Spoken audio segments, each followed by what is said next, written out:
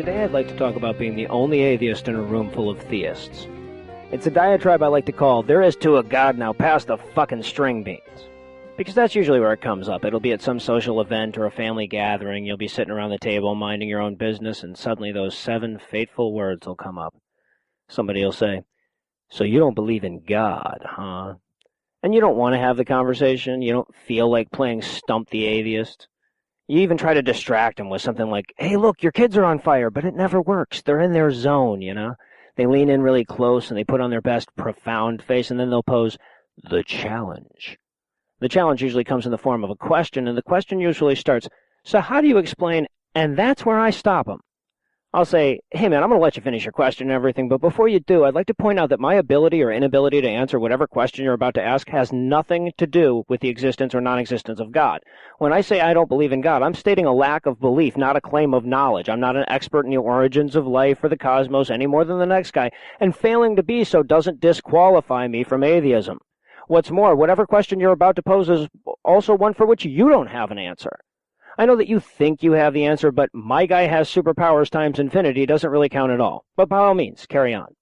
I don't want to dissuade him after all. It's pretty easy to argue with a Christian since they really only have those 3 different arguments that they use. So they'll throw out Pascal's wager or the lunatic liar or Lord shtick or the first mover argument or whatever, and I'll refute it in whatever way I refute it. Sometimes you'll even get that sophisticated theist. You know, the one that went on their internet and looked up ways to stump atheists. And that's always fun because you get to hear them try to pronounce words like abiogenesis and flagellum. And you can refute these points too if you want, but there's usually no point. Most of the time they don't even understand the argument they're regurgitating enough to know when they've been countered. So you'll sit there and you'll suffer the slings and arrows of their tortured logic, and you'll come out on top, but eventually the tone of the argument will change altogether.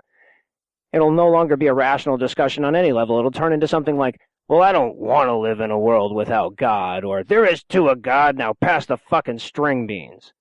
And that's when the real nature of the argument comes out. That's when it becomes obvious that this was never about logic, it was never about reason, it was about emotion. It wasn't about the world you observe, it's about the world you want to observe. Eventually you'll have to come to understand that there is no logical reason to believe in God. If there was, atheists would believe in God. We got where we got by using logic, and believe me, if there was a shred of evidence to suggest that I got to live on for eternity in space Disneyland, I'd take that deal even if it meant I couldn't have fish on Fridays. But even knowing that logic will never work, you're still going to try to employ it, you silly little Christians that stand between me and a second helping of mashed potatoes. So I'd like to make a small request of you. Before you bring your logical argument to me, I want you to take a deep look at it and ask yourself if this was evidence going the other way. In other words, if this was offered as proof that God didn't exist, would it sway you at all? If I walked up to you and I said something like, "I'm going to prove to you that God doesn't exist. Now let me tell you about the bacterial flagellum," would you listen to anything else I had to say at that point? And if the flagellum evidence ends up going the other way, would you give up believing in God? Are you subscribing to all the flagellum blogs and newsletters just so you can know for sure if this God thing holds water? Look, you're never going to win an argument with an atheist by using logic. We're better at it. That's our thing.